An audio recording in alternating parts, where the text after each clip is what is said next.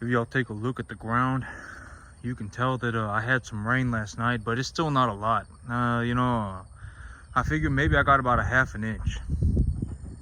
And so I still don't have enough moisture to really get everything going. I don't want to herbicide the trees until they're fully ready to go. All right. And the trees are they do look like they do have some leaves set on them. You can take a look at them. They're kind of darker and they're kind of fuller, but it's still just a little bit too dry. I really want like 1 or 2 inches of rain. And the thing about it is that before it rained this time around, it was very dry. It was very dry, and so when it's very dry, the soil becomes hydrophobic. And so if you have and I always say that dry soil is like beef jerky, right? If you got beef jerky and you drop it in a cup of water, it's gonna take a long time for that beef jerky to rehydrate itself. So it'll take a long time for this the soil to rehydrate. It'll take some time. And so I really want for me to really get a thorough kill on these mesquite trees. For me to get a really thorough kill on these mesquite trees, it's gonna take a good bit of it's gonna take a bit of finesse. I can't just come through here and herbicide it. Okay, it's not like I'm dealing with a bunch of broadleaf weeds.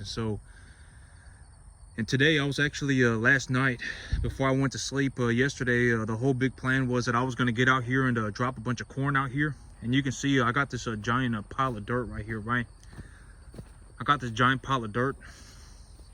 And I figured I would, put out a bunch of corn right here. I figured I would put out a bunch of corn right there. And, but last night, as I was going to sleep, I thought I was dreaming.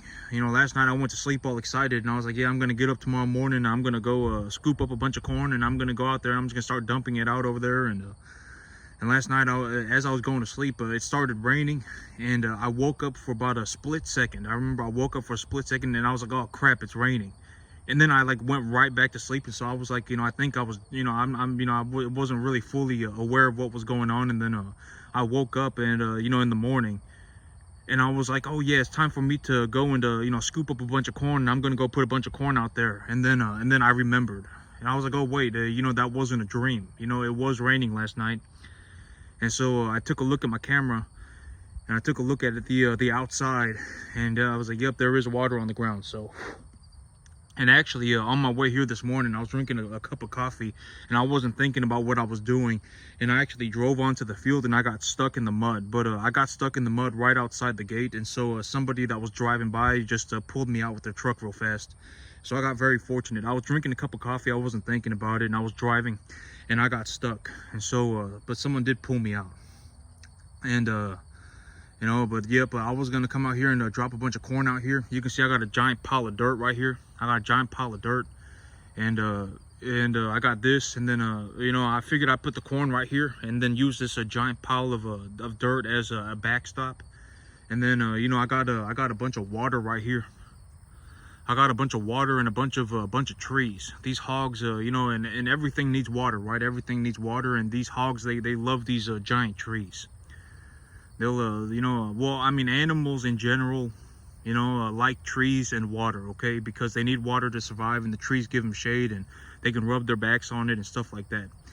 And so I figured I could just set up shop right there on that little hill. You see that little hill by the water? It's maybe about a 5 foot elevation, 6 foot elevation. And so I could set up shop right there, and I could fire slightly downwards. The elevation on that little hill right there is a little bit higher than this piece of land right here, and so I could fire slightly downwards, and I can fire into the pile of soil. And so that's the big idea. And I was gonna come out here and drop a bunch of corn on the ground and just leave it out here and set up a camera. I have the cameras sitting in my truck, but then it rained, and so I can't even get back out here, and I'm not going to drag 500 pounds of corn out here. And so that's not something I'm looking to do right now. So when the soil dries up here about next week, it's supposed to get hot. And I actually got the XR920 in my hand right now. And this XR920, it's empty. You can tell, no magazine, no round in the chamber. And so I'll show you what I mean by this trigger. If you take a look at this trigger right here, you can see it kind of goes back and it hits a wall right there. There's you have to start putting more pressure on the trigger, and then you go back even more, and there's another wall right there. And like me, when I first shot the gun, I thought that when I broke this wall that the gun would go off. Watch this, and that's horrible. You know, let me show that to you again. So it go like this. There's a wall right there, and you go back even further. There's another wall right there. And then I would think that the trigger would make the gun go off if I went a little bit further. But you gotta look at this. It just keeps going back. You gotta really pull on the trigger. You see that? You see that?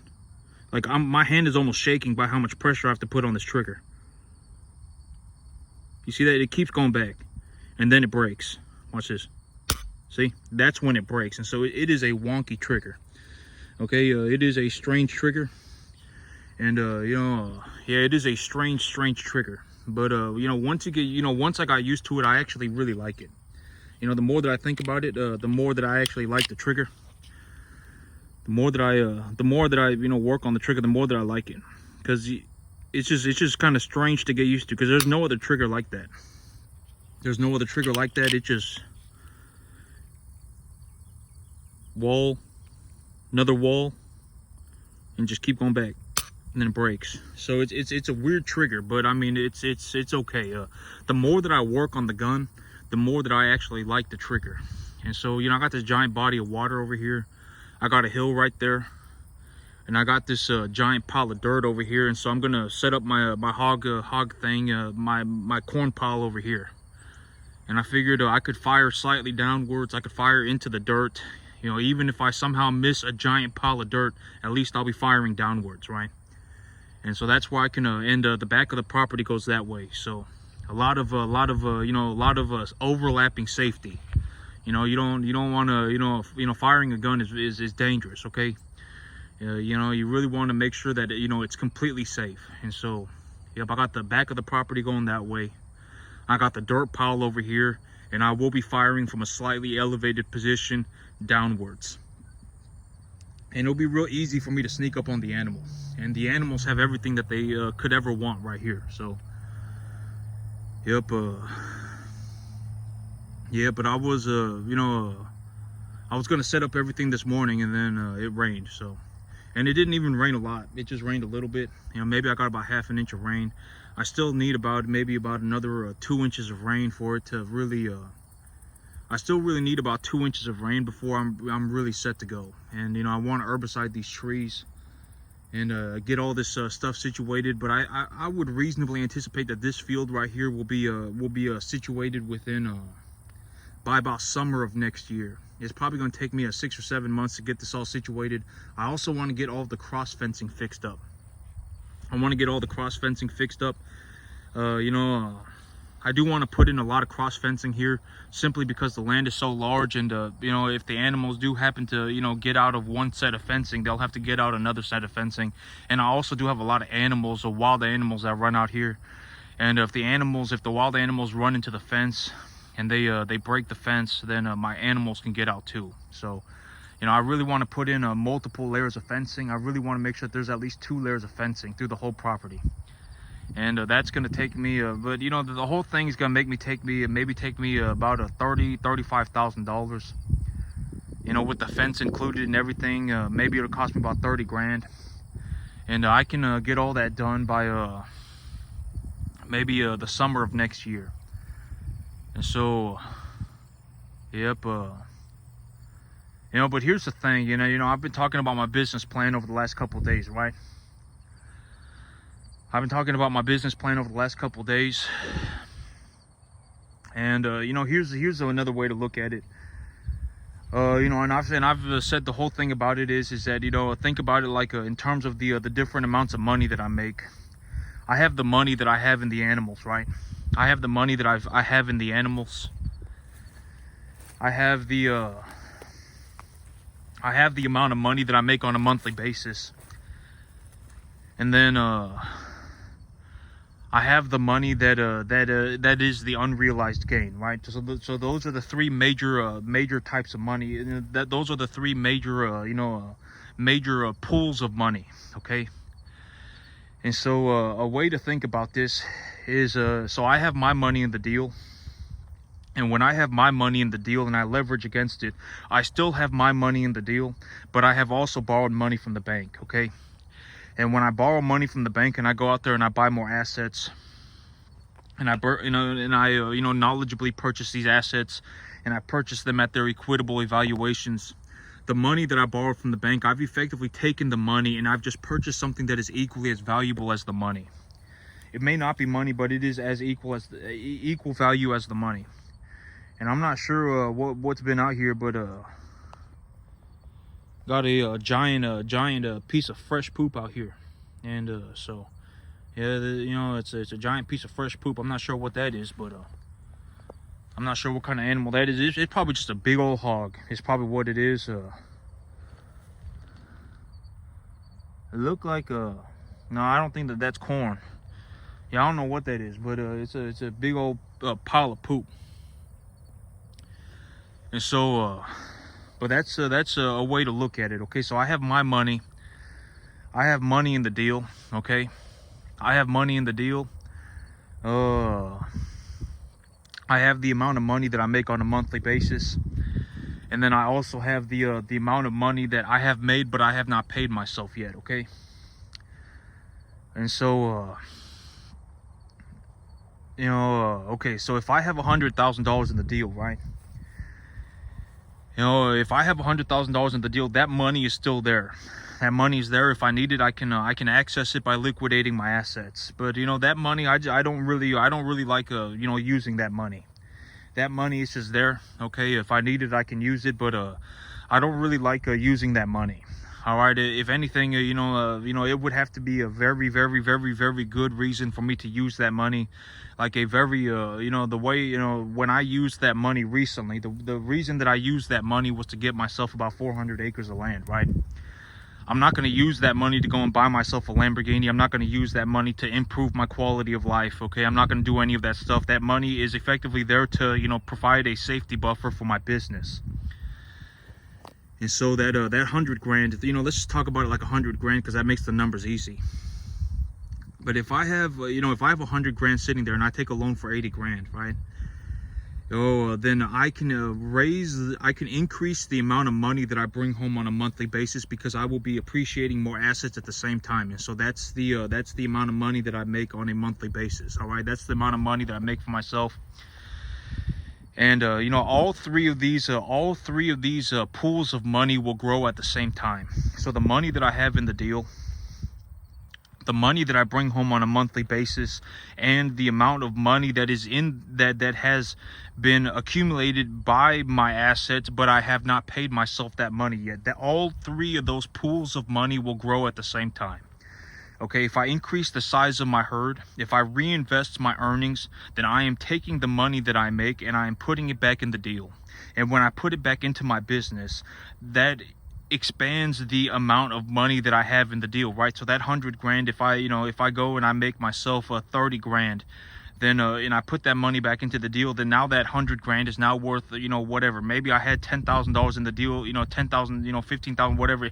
That money will grow by about whatever 15 grand. Let's say half of it. So now it's not like I have 100,000 in the deal. I now have 115,000. And when I do that, then my herd will have grown by 15%, right? So it's like, think about it like 100 animals.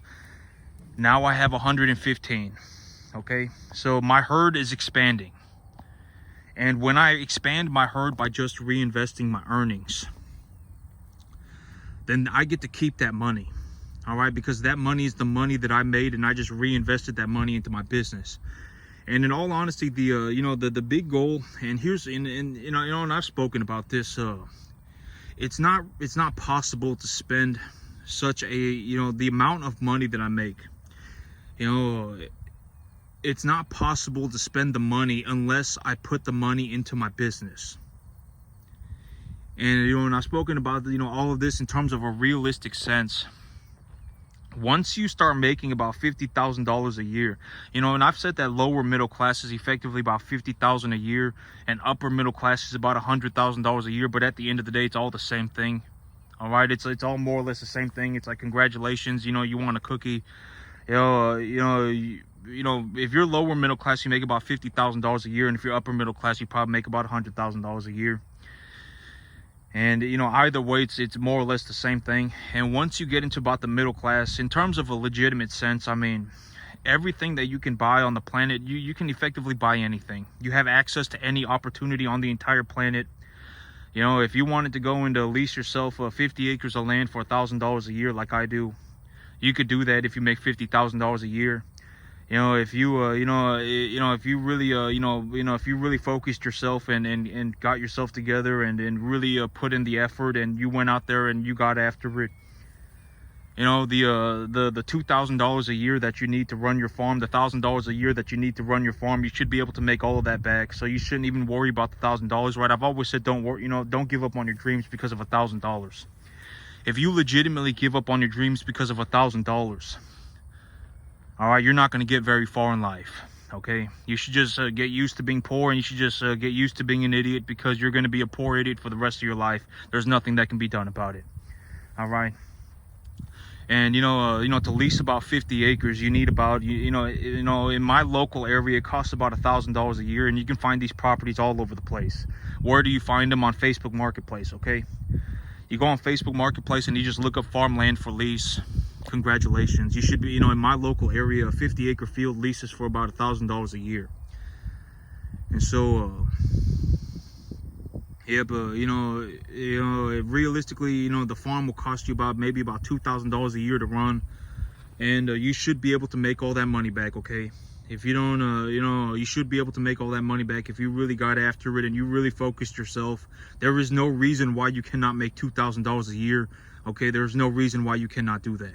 All right, if you legitimately give up on your dreams because of $2,000, if you legitimately give up on your dreams because of $1,000, the world, it's not, you didn't fail because the world was unfair. You failed because you're an idiot, and you're effectively, it's hopeless. I mean, for you, it's hopeless.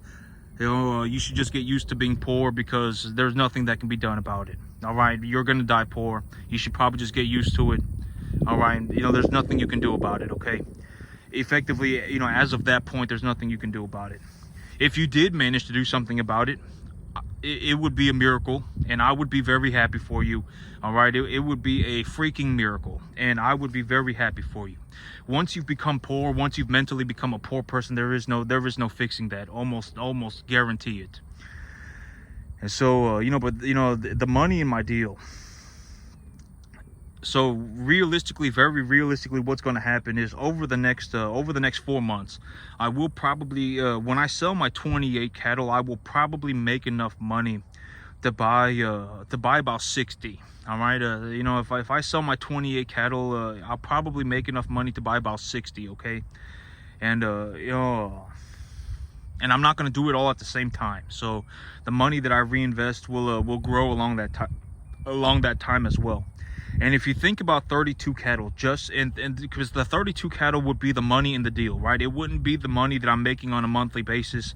It wouldn't be the amount of money that it wouldn't be the whatever. It would just be the money that I have in the deal, that I've stored in the deal for myself.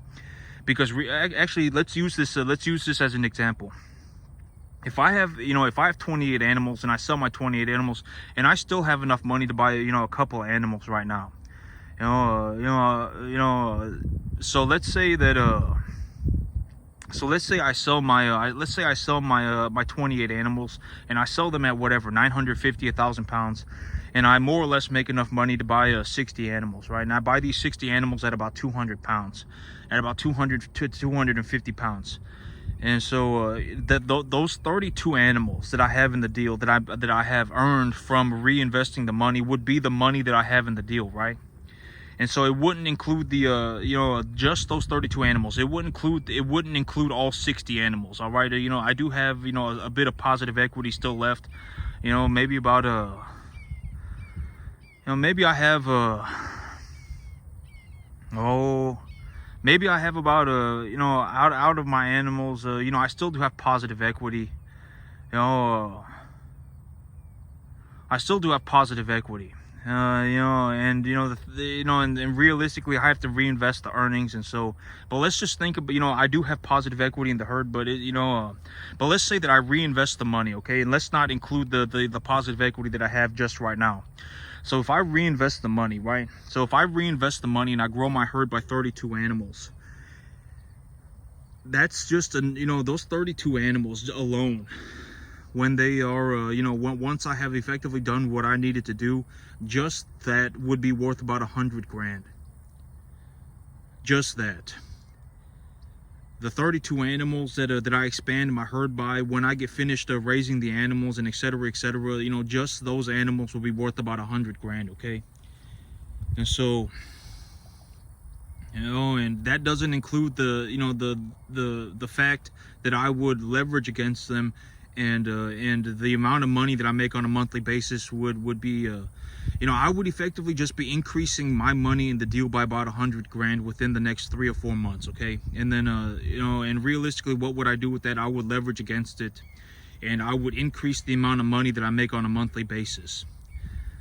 Okay, so if I have 32 animals, if I've grown my herd by 32 animals by just taking the money that I make and reinvesting that money is my money. That's the money that I have in the deal. That's my money that I have stored in the animals, okay? That's you know, that's the money. That's the money that I have put away in the deal, and I have that money there, but I don't really do anything with it. You know, the only thing that I do with it is leverage against it, okay? I leverage against it to use that money. And when I leverage against it, let's say that I have 60 animals, right? And let's say, so I went net positive 32 animals, and let's say that I take a loan for 90, for 30 more animals, so now I have 90 animals. If I have 90 animals and I'm selling 15 animals a month, that would mean that I would be selling animals, you know, on a 6-month basis. So I would bring home an animal, I would raise that animal for 6 months, and then I would sell the animal. And if I did that, you know, I could probably take a 250-pound animal to you know, about 750 pounds, you know, 800 pounds. I could probably put on about 500 pounds, 550 pounds on that animal in 6 months. You know, and so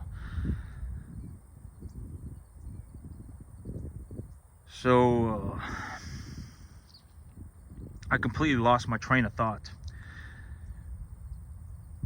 But yeah, you know, that you know, I got money in the deal. I got the money that I'm making on a monthly basis. And oh yeah, but realistically, let's say 105 animals. Let's say, you know, if I got 60 animals, let's say I take a loan for 45 animals. And so I got 105 animals, right? And if I got 105 animals, I'd be raising the animals for 7 months apiece. And if I raise the animals for 7 months apiece, you know, I can effectively get them to about 800 pounds. I can effectively get them from about 250 pounds up to 800 pounds.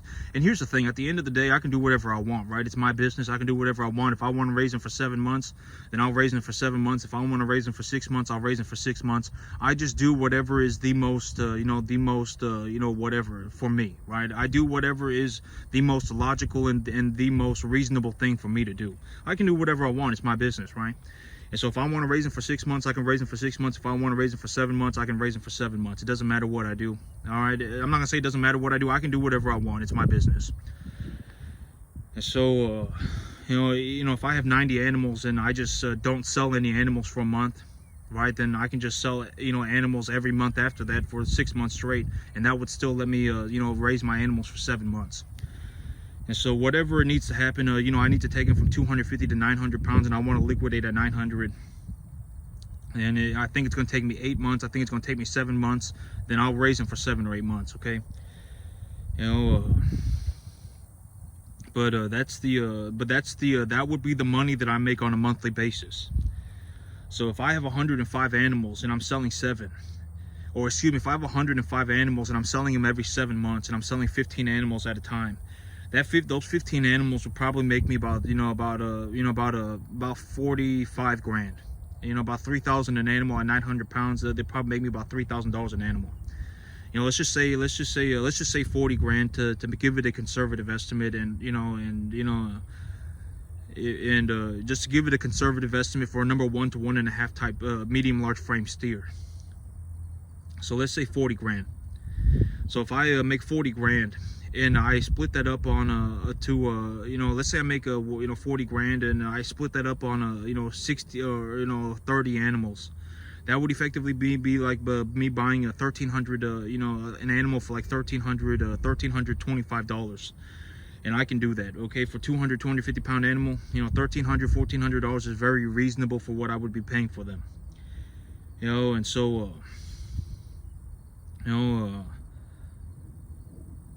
but that would be the money that I'm making on a monthly basis. All right, when I sell the 15 animals, that 40 grand a month, that would be the money that I'm making. Okay, that would be the money that I'm making on a monthly basis. As long as my balance sheet is in the positive, I'm not worried about paying the bank back. Because if I can pay the bank back at any time, and here's the thing about me saying, the money that I make on a monthly basis, I just consider it all to be mine. But I'm not saying like I'm gonna take that money and go on I'm not gonna go and buy myself 3 Lamborghinis, okay? I'm not gonna go and buy myself I'm not gonna go and buy 3 Lamborghinis. I'm not gonna go and waste the money. If I reinvest the money back into my business, and I can reinvest all of it, that's all I'm saying. I don't have to like put a part of it away to pay the bank back. Like let's say I go and I sell animals and my balance sheet is in the net positive, right? If my balance sheet is in the net positive, then I don't worry about putting some money aside to pay the bank back. I don't worry about putting money aside to pay the bank back. I reinvest all of the money. Okay, as long as this is also what I mean by I keep track of my balance sheet. It's very important to keep track of the balance sheet. I don't ever want my balance sheet to be more than 80% leveraged. I don't ever want the balance sheet to be more than 80% leveraged, and I keep track of the balance sheet. And as long as my balance sheet is in the positive, I'll reinvest all of my money. When I reinvest all of my money, like if I go and I sell all the cattle, or I go and I sell my 15 cattle, and let's say I come home with 40 grand and I'm sitting there with 40 grand and I reinvest all that money, I don't worry about putting a percentage of that away to pay the bank back, because I can pay the bank back at any point. So I take a look at my balance sheet. Once I have reinvested that $40,000, I will take a look at my balance sheet. And I will revalue my balance sheet, and then I will leverage against it. There's a very real possibility that I would just go and take another loan for another 40 animals, or not another 40 animals, for another 40 grand. And so that's because if my balance sheet is already is in the positive, let's say I go and let's say that I have $100,000 in the deal, okay? And I also took a loan from the bank for 80 grand. So I have 180,000 total, okay? And when my balance sheet is effectively 180 grand, but 100,000 of it is mine, and 180,000 belongs to the bank. So if I go and I bring home 40 grand,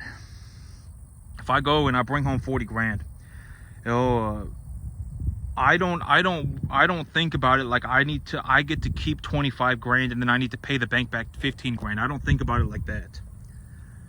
I think about it like I made 40 grand, and as long as I reinvest all of this money back into my business, and I reinvest all this money back into my cattle, and I purchase these equitable assets at the same time, and I purchase them at their equitable evaluation, then I get to keep all the money. And so I'll reinvest all the money. So now it's like my money in the deal went up to 140 grand. So my money in the deal went up to 140 grand, but I still owe the bank 80 grand. And then I would re-leverage myself. Okay, well, maybe I need to go and I need to reinvest, or I need to invest $40,000 more of the bank's money. And if I invest $40,000 worth of the bank's money, what does that put me at, right? And in all honesty, during that time period, in that 1 month, the rest of my assets will have probably grown as well. My money is not static, right?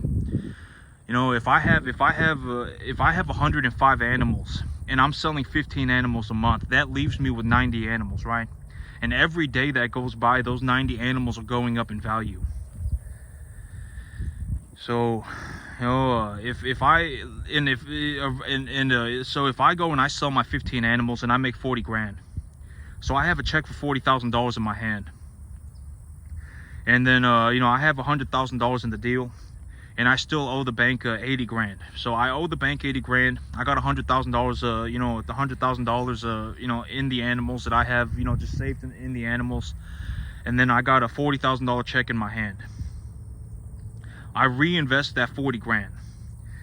Let's say for me to reinvest that 40 grand, let's say it takes me 2 weeks, and then for me to stabilize those animals before I'm ready to leverage myself again, it takes me another 4 weeks. It takes me another month. It takes me another month and a half. So 2 months will have gone by, and in those 2 months, I will have already, I will have already sold another 2 set of animals.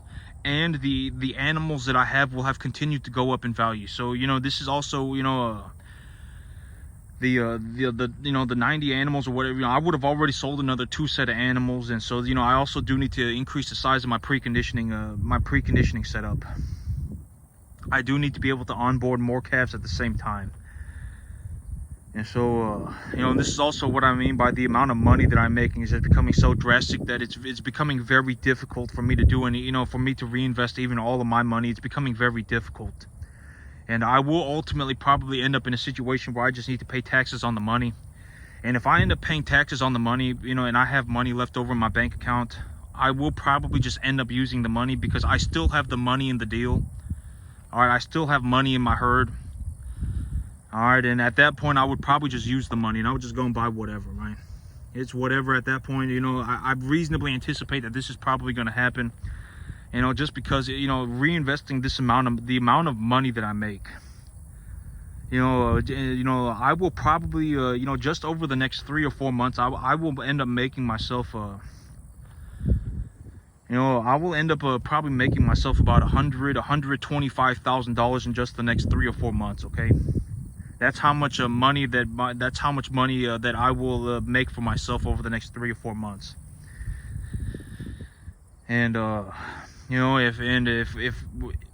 I end up in a situation, all right, because it's probably going to happen here very soon.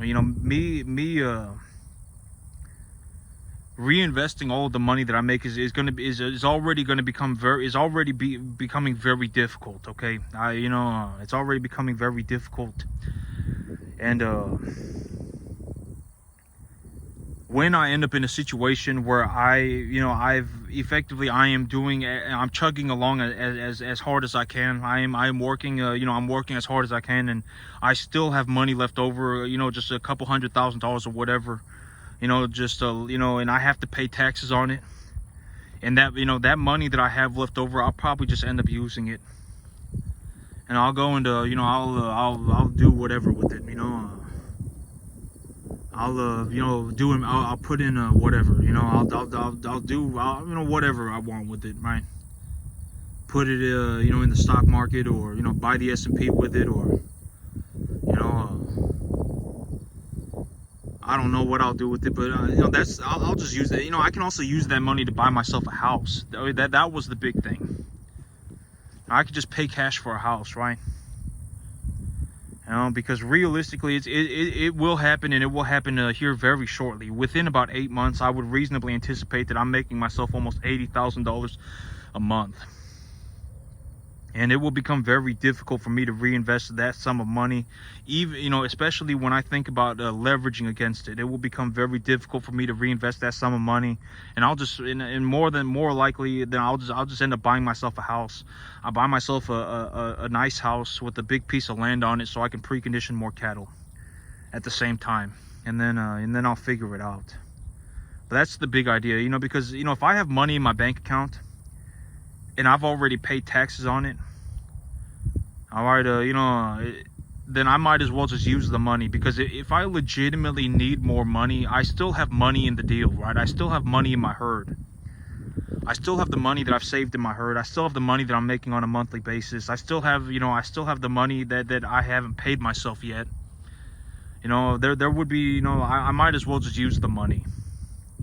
If I've already paid taxes on it, and I still have, whatever, $40,000-$50,000 a month left over, You know, if I still have, you know, 50, 60, 70,000 dollars a month left over, and I pay taxes on it and whatever, and I end up with, you know, 40, 50,000 dollars a month just sitting in my bank account, then I might as well use the money, right? You know, I'll put it in the I'll put it in the S&P 500 or something, or I'll buy some bonds or something. I'll buy myself a house first, a house with a stone floor and a big piece of land. You know, I want a stone floor.